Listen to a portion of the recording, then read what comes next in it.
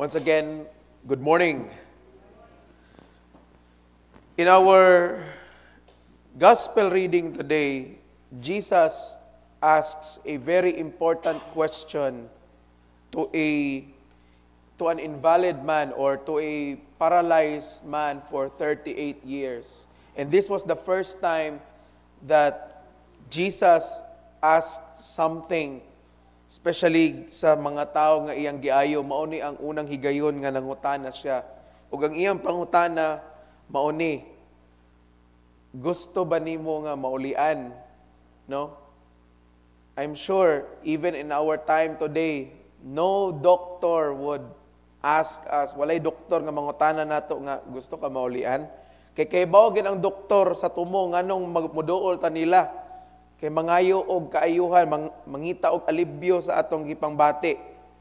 And sa mga previous nga mga milagro of healing ni Ginoong Jesucristo, this was the first time nga sa tanan, no, nga iyang gipangayo, maoron ning tao nga iyang gipangutana nga gusto ka maulian? Okay? And nadungog nato nga kining tawhana 38 years nang gaantos no nga paralisado. Okay? And naa siya sa usa ka lugar nga gitawag nga Bethesda. Usa na kanang pool, no? Wherein nga diha magtapok ang mga buta, ang mga bakol, tanan nga klase nga masakiton, diha sila magtapok.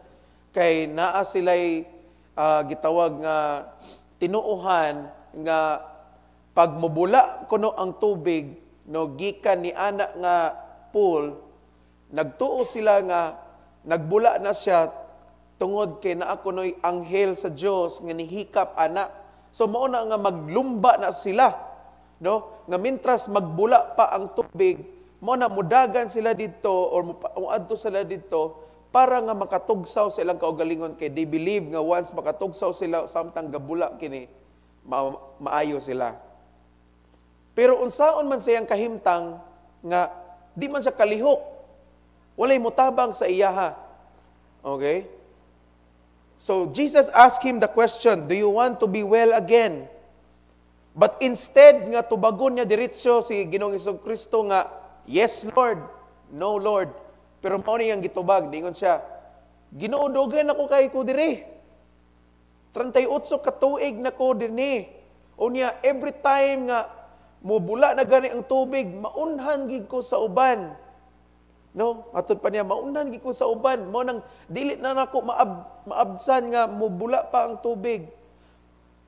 Ug nasayon mo ikapila mubula ang tubig, no? Way nakabalo kung kapila.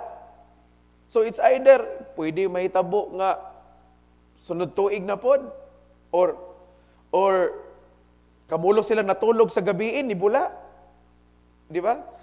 And sayang kahimtang di gid siya dili gid siya makaadto kay siyempre ang kauban niya puro mga masakiton, nangandoy ra pod nga maulian. So maniguro gid silang kaugalingon. Okay? Mga igsoon, no? The question was probing whether the man was paralyzed in spirit as well in his body. I believe nganong nangutana si Ginoong Jesucristo sa iya nga gusto ba ka maulian sa iyang pagkaparalisado. Kay tungod si Kristo mismo nakakita nga wala lang siya na paralyzed dahil sa lawas, but even in spirit.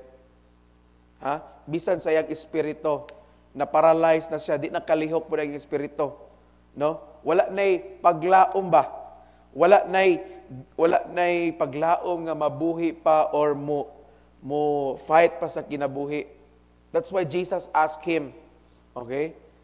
Kay even though he was paralyzed in body, no, physically, pero si Ginoong Jesucristo nakakita labaw pa sa pagkaparalisado sa iyang physical body. It was his spirit mismo. That's why Jesus asked him, do you want to get well? No?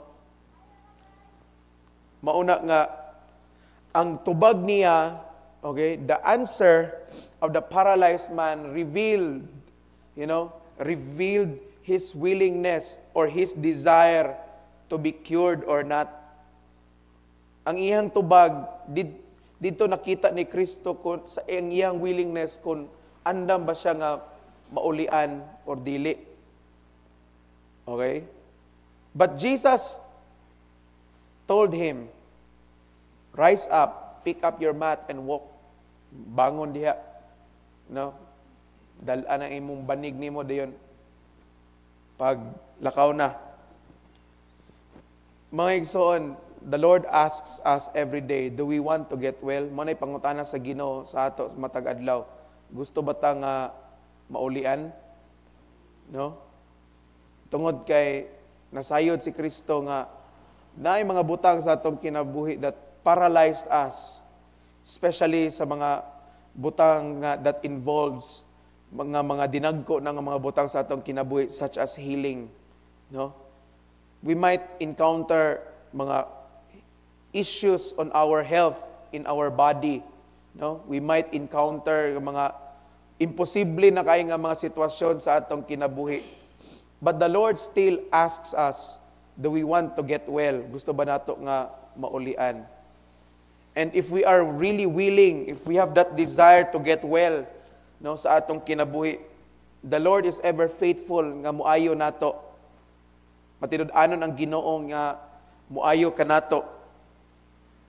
And again, as I said earlier, nowhere you can see in the gospel nga nangutana na again si Kristo sa uban niyang gipang-ayo nga, ikaw gusto ka maulian? Ikaw gusto ka maulian? Dili. Ana ba? Wala na. This is the only incident na nangutana si Kristo. Kaya nasayod siya nga, it was more than the physical paralysis ang na-experience sa tao, but more importantly, the spiritual paralysis nga nahitabo sa maong paralyzed man. In Matthew chapter 7, verse 7, Jesus says, ask and you will receive. Seek and you will find. No? Very simple kay ang gihatag sa Ginoo sa ato. Mangayo lang ta o makadawat ta. No? Mangitao nato o makaplaga nato. Mauna mga igsoon nga, if we have that desire to ask and seek from the Lord, then He will be there para nato. Makaplagan ginato ang Ginoo. God will not hide from us. Ang importante nga, we just have that desire and willingness. No? Because although the paralyzed man, no, did not directly answer ang gipangutanan ni Kristo nga, do you want to get well? But instead, nag-reason out na hinoon siya.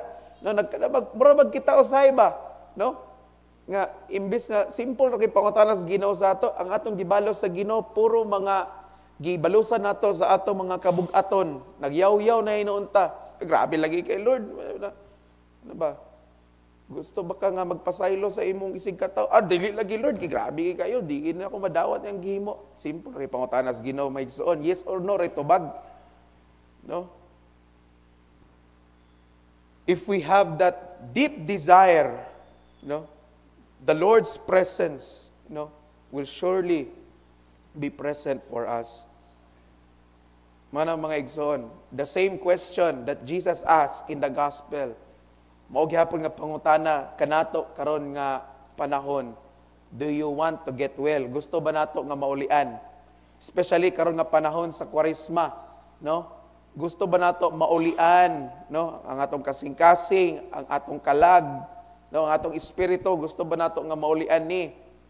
Ngano man, kay nagmasakiton ni tungod sa atong pagka makasasala, tungod sa atong huyang relasyon nato sa Ginoo. Do we really want our spirits to be well? Kay mga son, the physical healing will only come kung maulian una ang atong kalag ug espiritu. Okay? Kaya sa kaning mga sakit nato sa atong kinabuhi, this is a manifestation nga ang atong kalag ug atong espiritu masakiton. Although medical science can prove that, and there's no question about it, but matingala ka nga anong nagkaingani ka, ngano nagkaingani imong kinabuhi, ngano nagkasakit ka, etc. Ngano man, sometimes the root cause is not purely kanang tungod lang sa imong nakita, but it's deeper, no? Pareda ng cancer, no? Why would the Minnesota Institute for Cancer would say nga 60% sa ilang mga pasyente dito nga cancer tungod sa unforgiveness? Di ba? Saan man nimo pagbansa nimo sa imong hunahuna? How can even science prove that wa ka nagpasaylo unya na cancer ka? That's beyond our understanding. Labaw pa na sa atong pagpanabot. No? And it only proves nga, again, if we are sick spiritually, no, and if our soul is sick, then that sickness will also manifest in our physical condition. No, magpakita na sa atong physical nga aspeto sa atong kinabuhi. If you are sick emotionally, kay hambin-hambin ka ng mga kasuko, kalagot, unsa na diya, manang imong physical body maapektuhan pod. Mao na cause of death is stress. Pero dili dito stress. Ang cause of death di ay bitterness, hatred. Pero di man mo diagnose ang doktora na ang cause of death, di ba? Di man mo diagnose ang doktora na nga bitterness, dili man. Di gyud. Ang ilang makita lang is the physical area only, no? But the spiritual side, God sees that. Nakita ang Ginoo ana. So unsaon na to pagkaulian ana? Okay? We have go to the sacraments of confession, most especially confession, very important kayo. It's not only a sacrament of confession and penance, but it's also a sacrament of healing. Healing for our soul, healing for our spirit, kaayuhan para sa atong kalag. No? The only way to get our hearts, cleaned is to have a heart that is contrite. No? Contrite meaning andam nga maghinulsol. Okay? And a humbled spirit, a humble heart. Mo na gisulti ni David, no? A humble and contrite spirit, O God, you will not forsake. Dili nimo balibaran Ginoo ang kasing-kasing nga mapaobsanon og andam nga maghinulsol. And because of that, we will gain healing sa atong kinabuhi. And when we are healed, and every healing follows in tanang areas sa atong kinabuhi.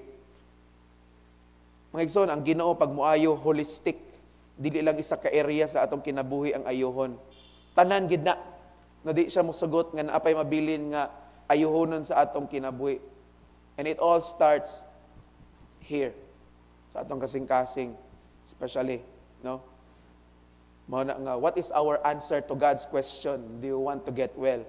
I hope and pray nga atong tubag, yes Lord, I am willing to be well. Please stand.